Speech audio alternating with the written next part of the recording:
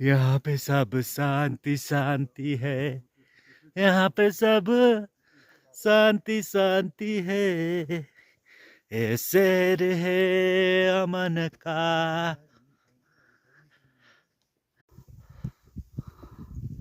यस्तो वेदर बिग्रेको छ सायद गाइज, यस्तो भ्युजहरू चाहिँ देख्नु पाइएको छैन।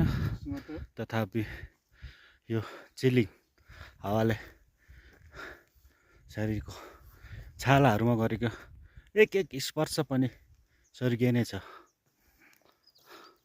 आँखाले स्वर्गीय त महसुस गर्न नपाए नि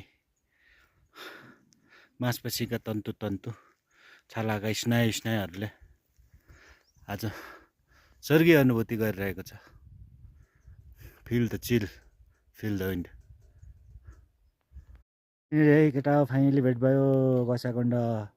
फाइनली जय शम्भो शिवजी।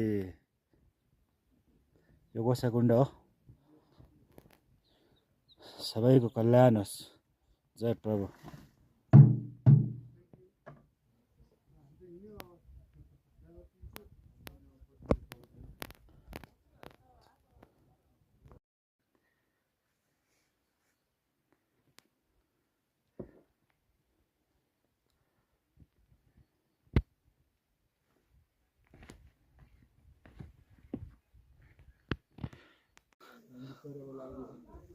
अचानक मौसम चेन्ज भएको छ।